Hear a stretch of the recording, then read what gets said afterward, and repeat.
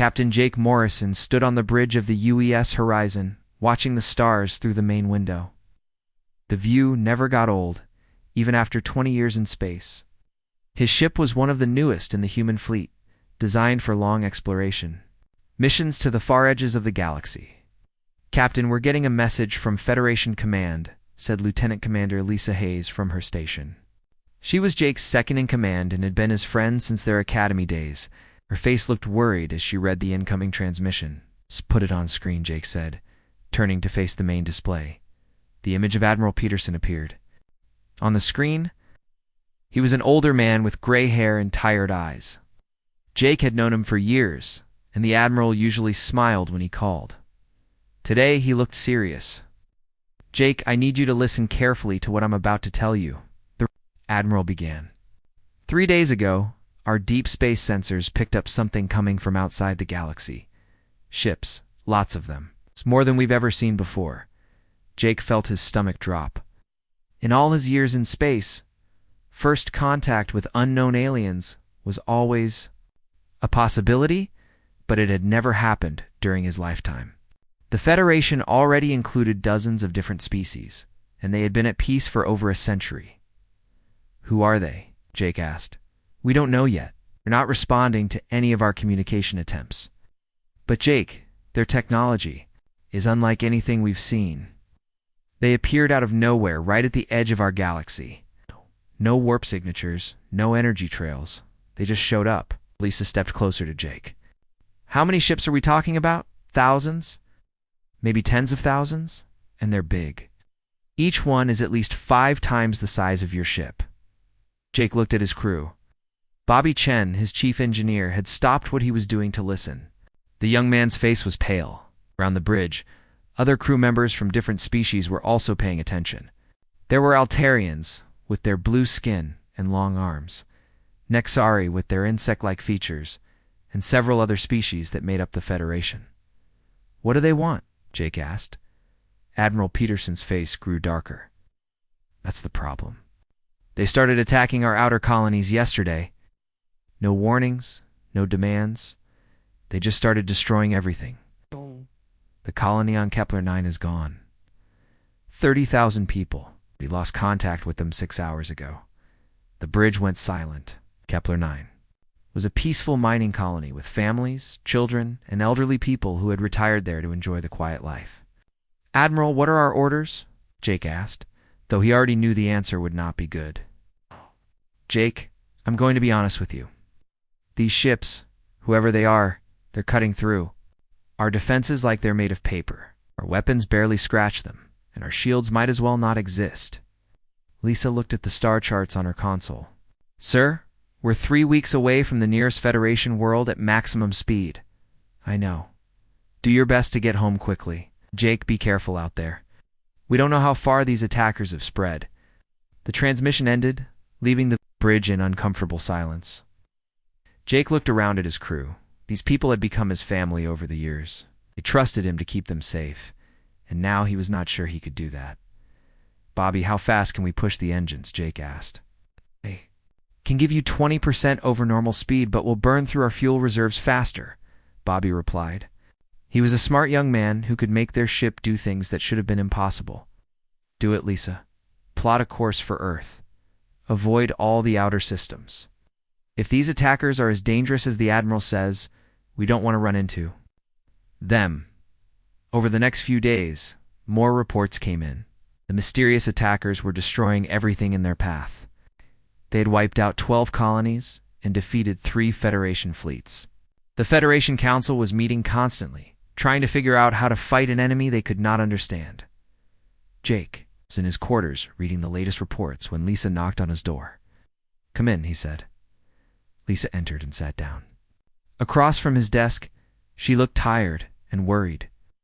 "Jake, I've been listening to the communication channels. The situation is getting worse." "How much worse?" "The Federation Council is talking about desperate measures. Some of the species are saying we need to make hard choices." Jake did not like the sound of that. "What kind of hard choices?" Tated. Before answering, "You're talking about sacrificing some worlds to save others. It's giving up the outer colonies to buy time for the core worlds to prepare." That's terrible, but it might be the only option if these attackers are as strong as they say. Jake, that's not the worst part. Lisa's voice became very quiet. I intercepted a private message between the Altarian Chancellor and the Nexari hive mind. They're not talking about sacrificing worlds. They're talking about sacrificing species. Jake felt cold. What do you mean? They think that maybe these attackers can be reasoned with. Maybe they want something specific. Maybe they can be bought off. Bought off with what? Lisa looked directly at him. With us. With humanity. Jake stared at her. That's impossible. Humanity has been part of the Federation for over 200 years. We've fought alongside these species. We've shared our technology, our culture, our lives with them. I know, but Jake, think about it from their point of view. Humanity is the youngest species in the Federation. We have the smallest population, the fewest worlds, the least political power. If they had to choose one species to sacrifice to save all the others, ... double quotes. Jake stood up and walked to the window. Outside, the stars looked the same as always, but everything felt different now. You really think they would do that? I think they're scared. Scared people do terrible things. Before Jake could respond, the ship's communication system activated. All hands. This is the bridge. We're receiving a priority message from Federation Command. Jake and Lisa rushed to the bridge. Bobby was already there, along with the rest of the senior staff. On the main screen, Admiral Peterson appeared again. This time, he was not alone. Behind him stood representatives from the major Federation species. Attention all human vessels, the Admiral began. His voice was flat and emotionless. By order of the Federation Council, all human ships are to immediately proceed to the coordinates I am about to transmit. You are to power down your weapons and prepare for transfer to designated representatives. Jake felt the world spin around him. Transfer to who? The Admiral continued reading from a prepared statement. The Federation Council has made contact. With the attacking force, they are called the Voidborn. They are willing to cease hostilities in exchange for custody of all human personnel and vessels. Lisa grabbed Jake's arm. They're really doing it. They're handing us over. The Council has determined that this sacrifice is necessary to preserve the greater Federation, the Admiral continued. All human personnel are ordered to comply immediately. Any resistance will be considered an act of treason against the Federation. Gate. Looked around the bridge. Its crew, both human and alien, stared at the screen in shock. The Altarian officer at the science station had tears in her large eyes. The Nexari at communications was making clicking sounds of distress. Admiral Jake said loudly. Admiral Peterson, this is Captain Morrison. You really ordering us to surrender ourselves to hostile aliens? The Admiral looked directly at him through the screen. For just a moment, his official mask slipped, and Jake could see the pain in the old man's eyes. Jake, I'm sorry. The vote was unanimous among the non-human species. They believe this is the only way to save the Federation. And what do you believe, sir? The Admiral was quiet for several seconds. I believe I'm about to retire from the Federation Navy. The transmission ended. Jake stood in the middle of his bridge, surrounded by his crew, and realized that everything had changed. The species they had trusted with their lives had decided that human lives were worth less than their own. But as Jake looked at the faces around him, he saw something that gave him hope. The alien members of his crew looked just as shocked and angry as the humans. The Altarian science officer stood up and removed her Federation insignia from her uniform. The Nexari communications officer did the same. Captain, the Altarian said in her musical voice, we do not agree with this decision. We stand with you. Jake felt something inside him shift. Maybe they had been betrayed by their government, but they had not been abandoned by everyone. Maybe in the darkest hour, they could find a different way forward. Bobby, Jake said quietly, forget what I said about going to Earth. Plot a course for the Kepler belt. We're going to disappear. For a while? Sir, if we don't follow orders, they'll send ships after us? Jake smiled for the first time in days.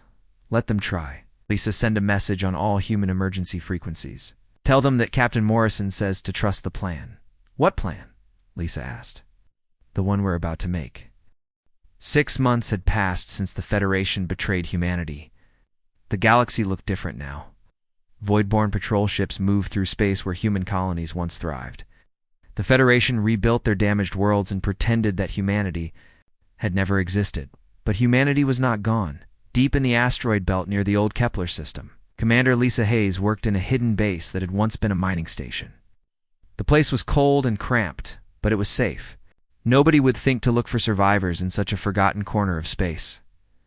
Lisa stood in front of a large computer screen, reading reports from other hidden human groups scattered across the galaxy. The news was both good and bad. Good because more humans had survived than anyone expected. Bad because they were running out of supplies and places to hide, Commander Hayes. "We just received a coded message from the Altair system," said Corporal Danny Martinez, one of the younger survivors, who had become their communications expert. "What does it say?" Lisa asked. Danny looked confused as he read the message. "It's not from humans, ma'am. It's from Dr. Kethvon, the Altarian scientist who used to work on the Federation Council." Lisa remembered Dr. Kethvon. He was one of the few alien representatives who had spoken against the decision to hand over humanity to the Voidborn. After the vote, he had resigned from his position and disappeared. What does he want? He says he wants to help. He has information about the Voidborn that the Federation doesn't know. He wants to meet with us. Lisa thought carefully. It could be a trap. The Federation might be using Dr. Kethvon to find the human survivors. But if he was telling the truth, he might have information that could save them all. Send a reply. He'll meet, but only if he comes alone and brings proof that he can be trusted. While Lisa dealt with potential allies, Bobby Chen was having his own adventures on the other side of the galaxy. He piloted a small cargo ship between hidden human settlements, bringing supplies and information to groups that had no other contact with the outside world. Today, Bobby was approaching a secret base built inside a dead planet in the Omega sector. The humans there had been mining engineers before the betrayal. Now they used their skills to build hidden shelters and modify old ships to avoid detection. "This is cargo ship Blue Jay requesting permission to dock," Bobby said into his radio. "Blue Jay, this is Omega Base. Good to hear your voice again, Bobby." "We were starting to worry," Bobby smiled. Even in the darkest times, humans looked out for each other. "I ran into some Federation patrols near the Centauri system. Had to take the long way around." As Bobby docked his ship, he thought about how much had changed. Before the betrayal, he had been a simple engineer on Captain Morrison's ship. Now he was one of the most important people in the human resistance, carrying messages and supplies. Between groups that might otherwise never communicate, the base commander, Patricia Stone, met Bobby at the docking bay. She was a tough woman who had served in the Federation military for 30 years before the betrayal. Now she used her military experience to keep her people safe and hidden. "What's the news from the other groups?" Major Stone asked as they walked. "Through the base?" Mixed Bobby replied. "The good news is that Captain Morrison's plan is working. We have over 40 hidden settlements now, and more humans are finding us every week. The bad news is that we're running out of resources." "About the Federation? Any sign they regret what they did?" Bobby shook his head. "They're pretending we never existed. Some of the alien species who disagreed with the decision are starting to ask questions. But the leadership won't admit they made a mistake." They reached Major Stone's office, which was really just a small room carved out of rock. On the walls were maps showing the locations of known human settlements and Federation patrol routes. "Bobby, I need to ask you something important," Major Stone said. "Some of my people are getting restless. They want to fight back against the Federation. They want revenge for what was done to us." Bobby understood the feeling. Every human survivor felt anger about the betrayal. But Captain Morrison had been clear in his messages to all the hidden groups. Fighting the Federation would only prove that they had been right to sacrifice humanity. "Major, you know what Captain Morrison said? We're not here to get revenge. We're here to prove that humanity deserves to survive."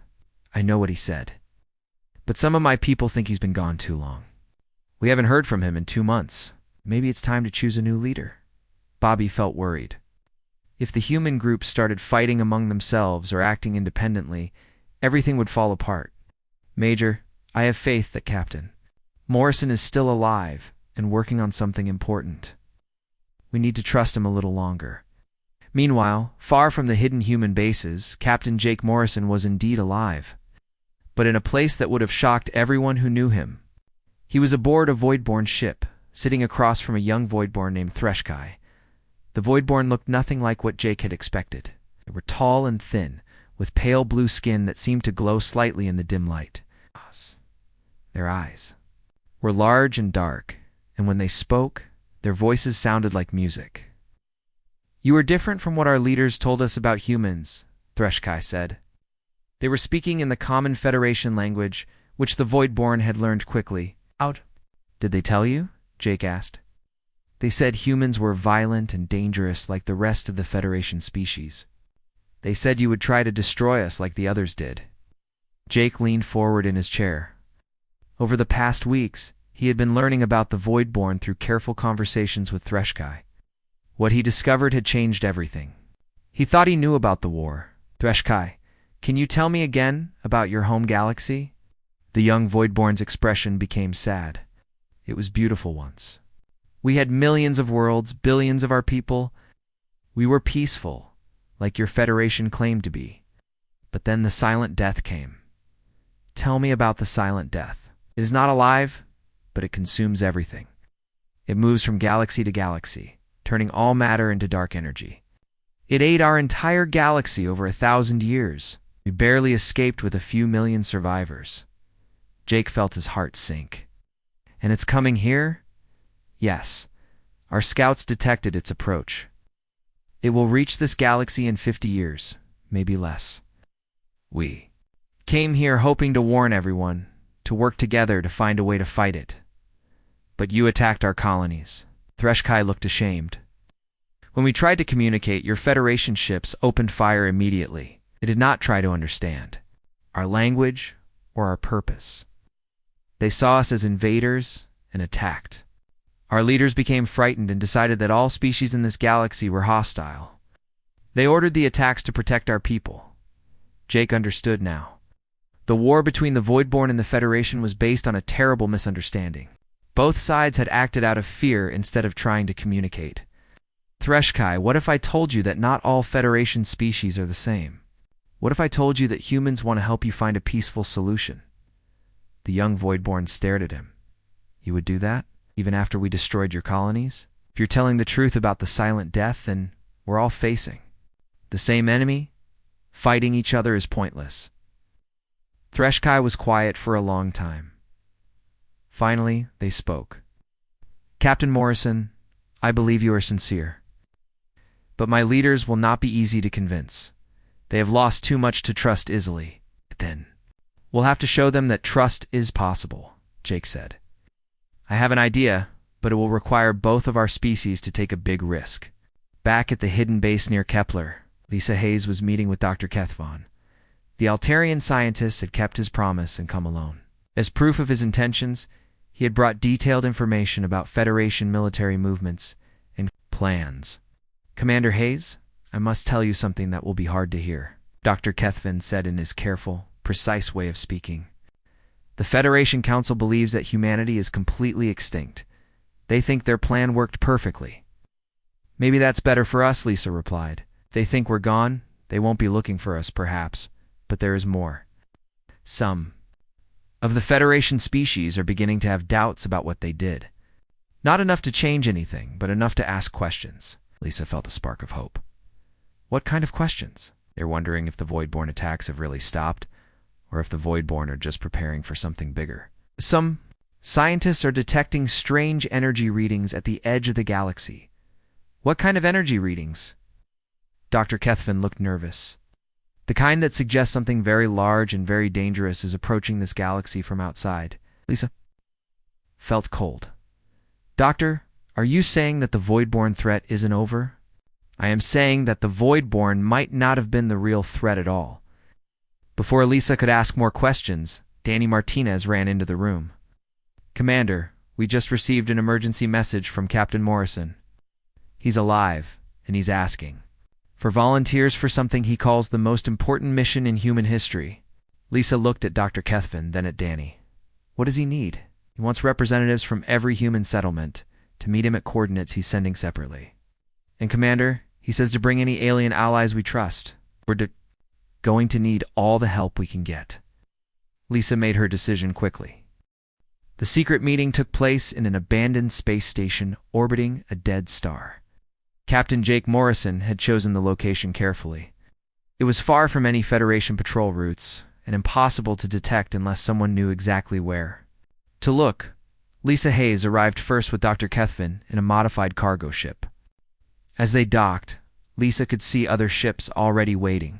She recognized some of them as human vessels, but others were completely unknown to her. "Commander, I count at least 15 ships," said Danny Martinez, who had insisted on coming with them.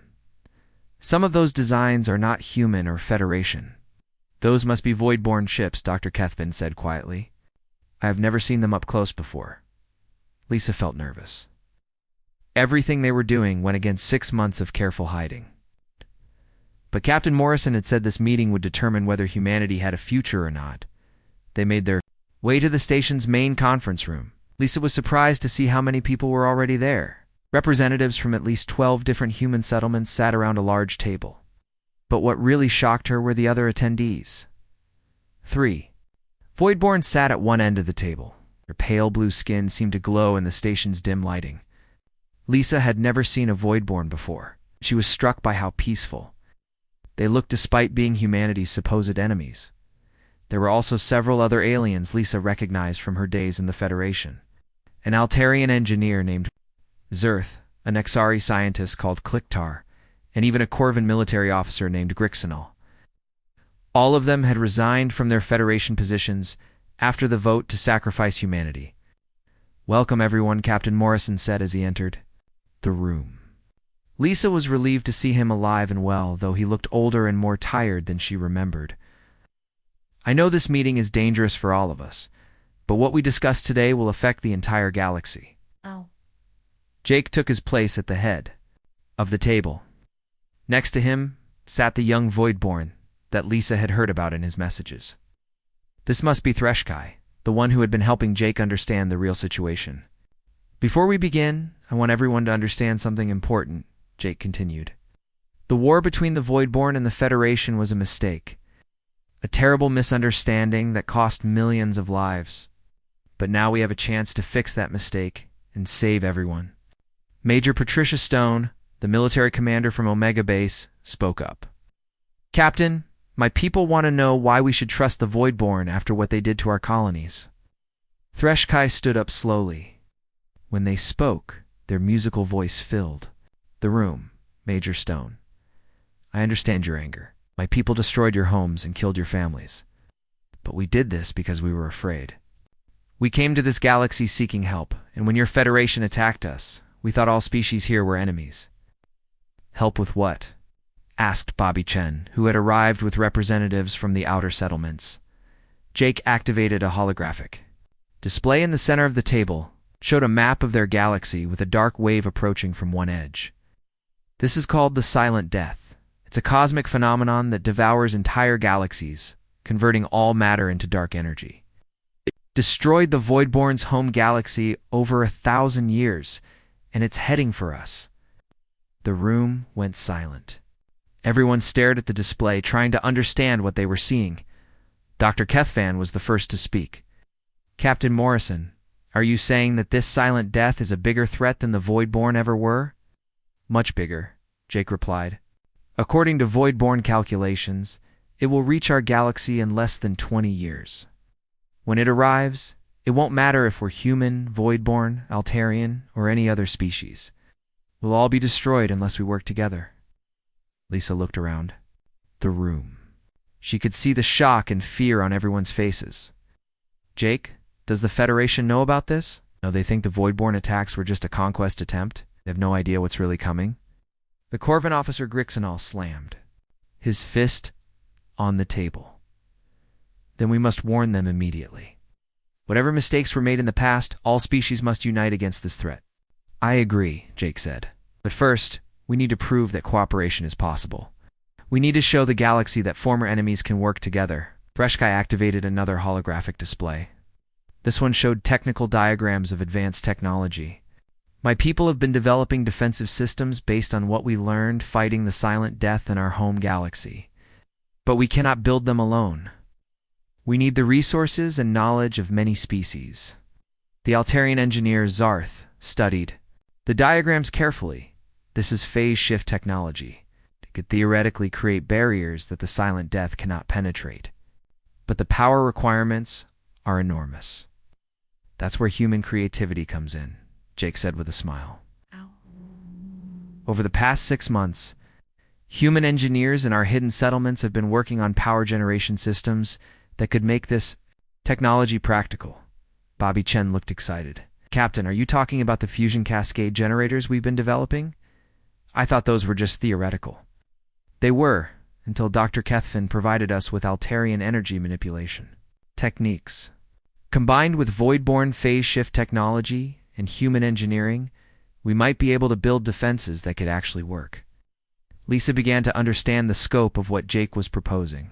We want to create a secret alliance between humans, void-born, and Federation dissidents. You want us to build defenses against the silent death without the Federation government knowing about it?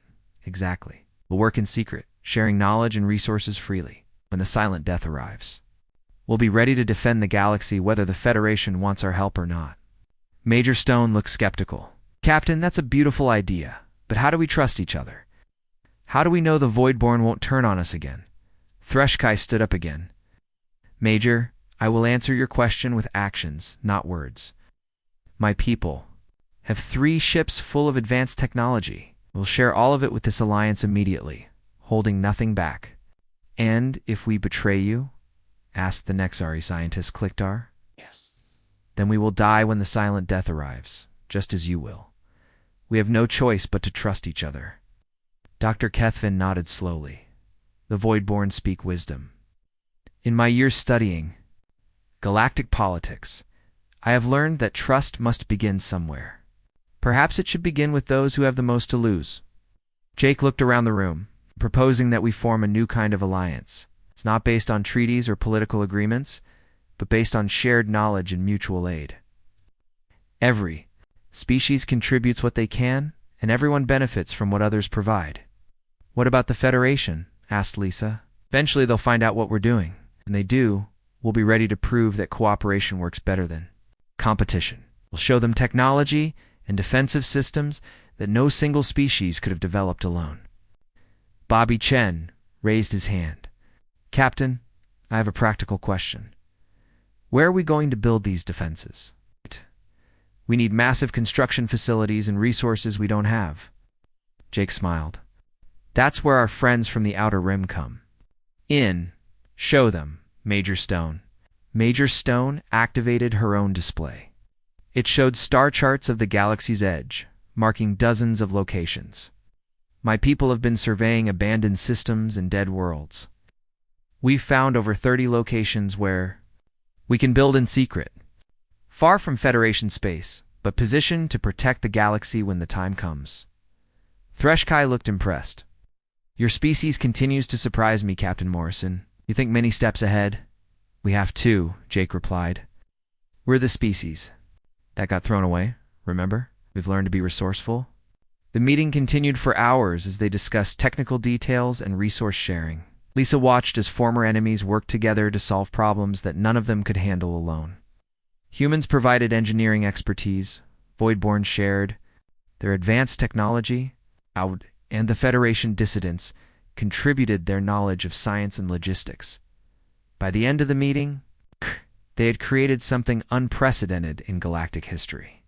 A true alliance based on trust and mutual benefit rather than political convenience. Before we leave, Jake said, I want everyone to understand something. What we're doing here is bigger than just preparing for the silent death. We're proving that different species can work together as equals.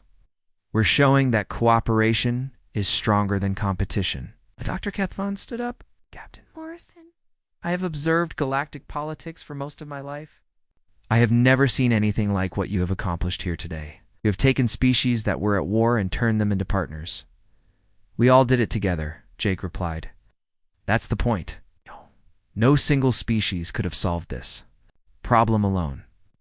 As the meeting ended and everyone prepared to return to their ships, Lisa walked up to Jake. "Captain, I have to ask, do you really think this will work? Do you think we can build defenses strong enough to stop something that destroyed an entire galaxy?" Jake looked out the window at the ships preparing to leave. Human vessels, void-born ships, and Federation dissidents were already beginning to share personnel and resources. "Lisa, I don't know if we can stop the silent death, but I know we have a better chance working together than we ever did apart." Threshkai approached them as they talked. "Captain Morrison, Commander Hayes. The silent death arrived exactly when the calculations predicted." Admiral Jake Morrison watched from the bridge of the UES Determination as the massive wave of dark energy swept across the galaxy's edge. Stars disappeared one by one as the cosmic phenomenon consumed everything in its path. "All Morrison arrays report ready status," announced Commander Lisa Hayes from the main communications station. She had been promoted to as second-in-command after the Federation alliance was formed.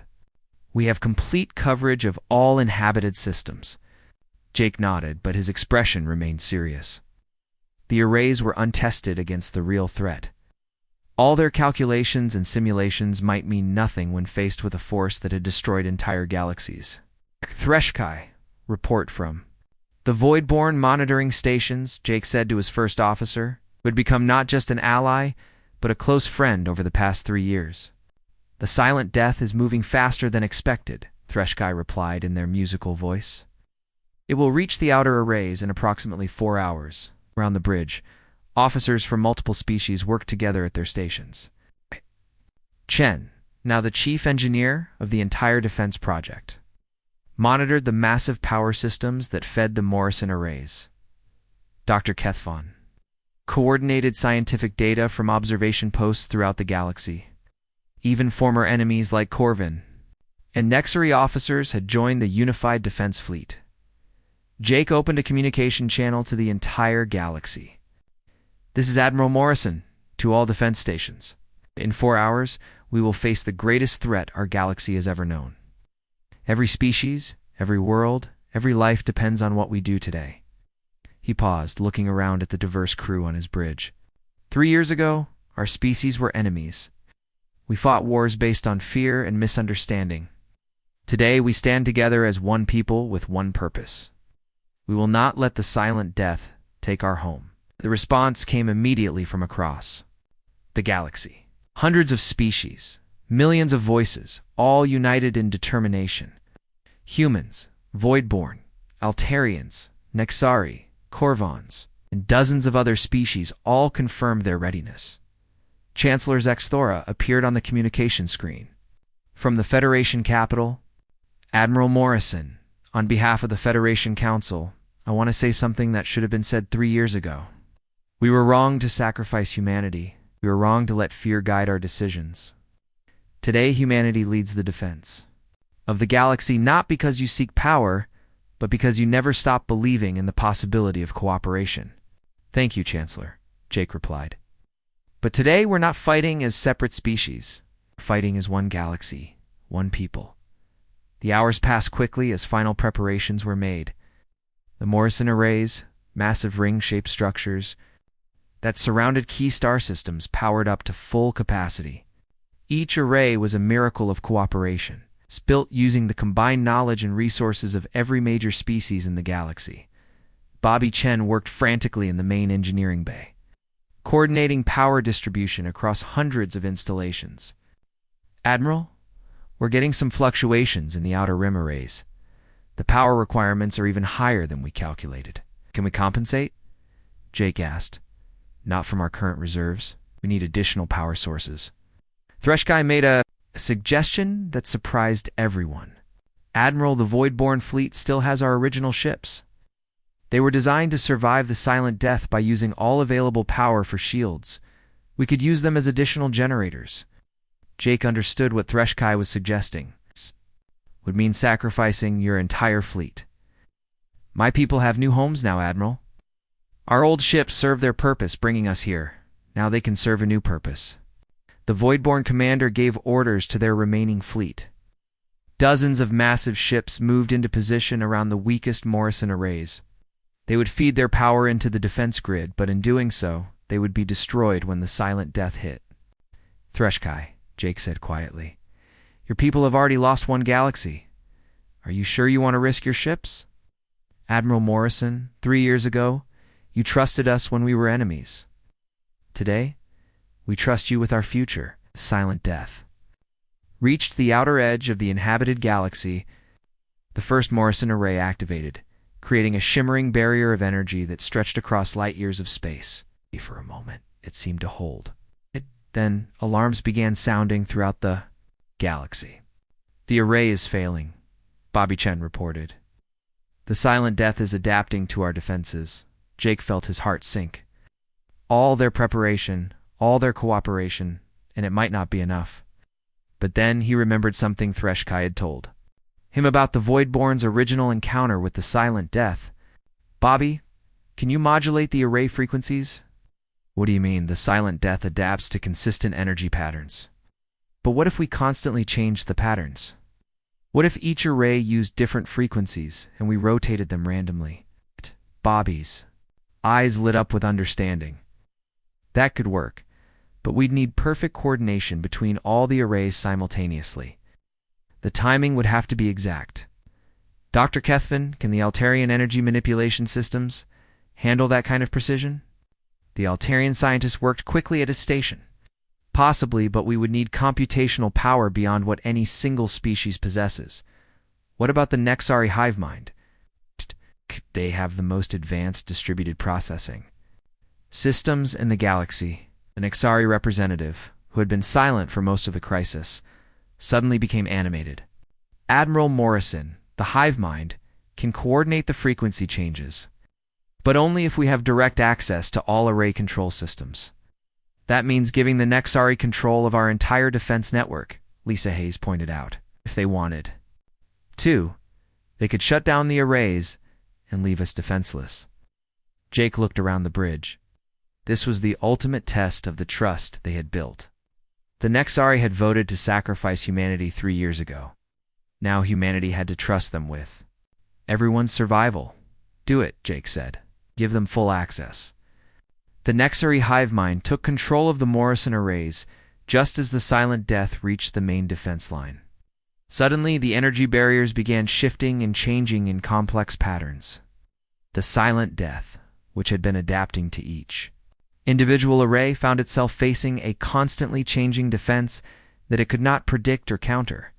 It's working, Bobby Chen reported with excitement. The arrays are holding, but their success was short-lived. The silent death began to concentrate its power, focusing on the weakest points in the defense grid. Several arrays started to overload. Under the pressure, Admiral, we're losing arrays 7, 12, and 15, Lisa Hayes reported. If they fail, the silent death will break through. Jake made the hardest decision of his life. All ships, this is Admiral Morrison. Need volunteers to manually stabilize the failing arrays. This is a one-way mission. Response was immediate. Volunteers from every species offered to sacrifice themselves. But Jake knew what he had to do. Bobby, Lisa, you have command of the fleet. I'm taking a shuttle to Array 7. Admiral, no, Threshkai said. I will go. My people caused this crisis by bringing the silent death here. The silent death would have come eventually anyway, Jake replied. And your people didn't cause this crisis? Fear and misunderstanding caused it. Today we end both. Jake took a small shuttle and flew directly into the heart of the failing Morrison array. The energy levels were deadly to organic life. But someone had to manually recalibrate the systems from inside the array itself as he worked. Jake opened a communication channel to the entire galaxy. This is Admiral Morrison. I want everyone to remember something important. We're not here today because any one species is superior to the others. We're here because we learned to work together. We learned that our differences make us stronger, not weaker. The array stabilized under his hands, but Jake could feel the energy tearing at his body. 3 years ago, when all hope was lost, humans were the only ones who trusted. We trusted that former enemies could become allies. We trusted that cooperation was stronger than conflict. We trusted that together we could overcome any obstacle. The other failing arrays began to stabilize as well. Volunteers from across the galaxy had followed Jake's example, sacrificing themselves to save everyone else. "The silent death is weakening," Bobby Chen reported over the communication system. "The arrays are holding it back." Jake smiled as he completed the final adjustments. "Bobby, remember what I taught you about engineering. Sometimes the most important part isn't the strongest piece. Sometimes it's the piece that connects everything else together." The Morrison arrays held as a silent death, faced with a unified. The defense that adapted and changed constantly began to weaken. For the first time in cosmic history, the cosmic phenomenon encountered something it could not consume: a galaxy united in purpose. Jake was rescued from the array. Barely alive, but successful. The silent death was deflected away from the galaxy, its destructive path altered by the combined will of hundreds of species working together. 6 months later, Jake stood in a garden on Earth, watching children from dozens of species play together. The galaxy had changed.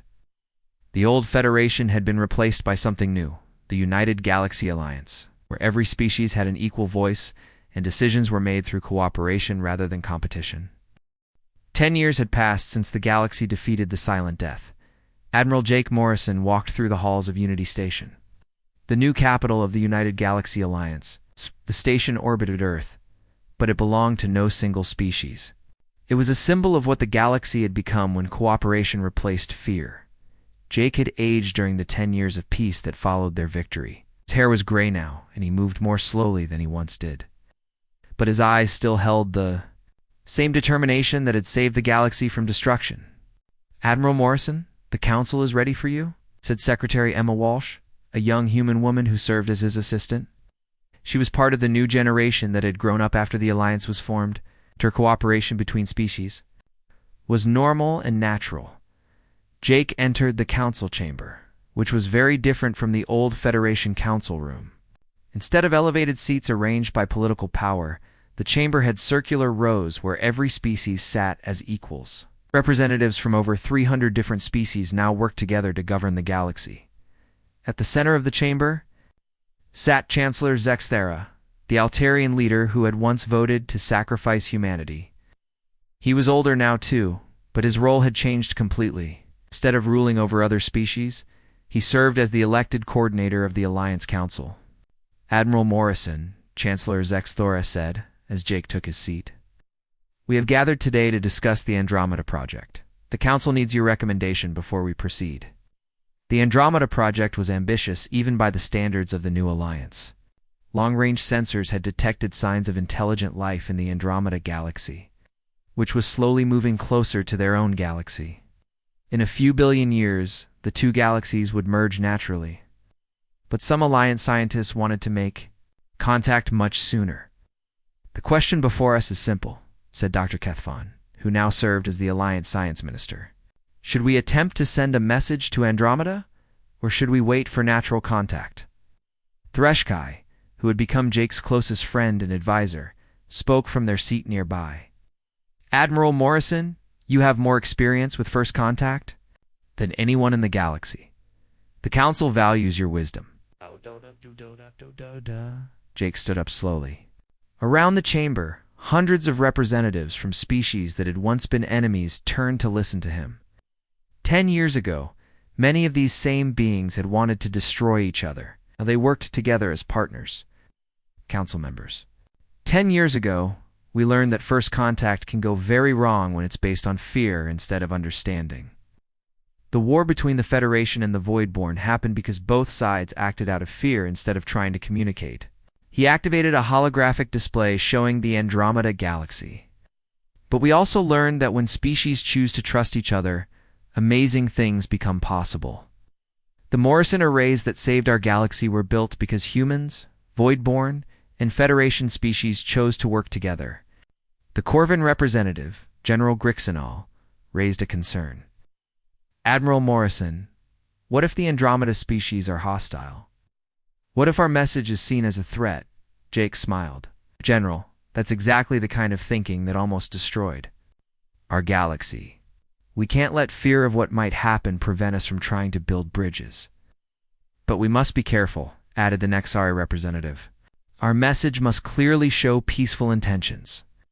I agree, Jake replied, but I have a suggestion. Instead of sending a message from the Alliance government, what if we send something more personal? Something that shows who we really are, Chancellor. Zexthera looked interested. What do you have in mind, Admiral? Jake had been thinking about this for months. What if we send them our story? The story of how enemy species learn to work together. The story of how trust can overcome even the greatest obstacles. The chamber buzzed with excited conversations as representatives discussed the idea. Finally, Chancellor Zexthera called for order. Admiral Morrison, are you suggesting we tell the Andromeda species about our mistakes as well as our successes, especially our mistakes? Jake replied. If we only tell them about our victories, they might see us as conquerors. But if we tell them about our failures and how we learned from them, they might see us as fellow travelers on the path to wisdom. Dr. Kethvon stood up. Admiral, there is wisdom in this approach. Species that admits its mistakes is more trustworthy than one that claims perfection. Threshkai added their support. My people learned this lesson when we first encountered the Alliance. Captain Morrison could have treated us as enemies, but instead he chose to listen to our story. That choice changed everything. The debate continued for hours, but eventually the council reached a unanimous decision. They would send a message to Andromeda, but it would be unlike any diplomatic communication ever attempted. It would be the complete story of their galaxy's journey from conflict to cooperation. After the council session, Jake walked with Threshkai through the station's observation deck. Through the large windows, they could see ships from hundreds of different species docking and departing.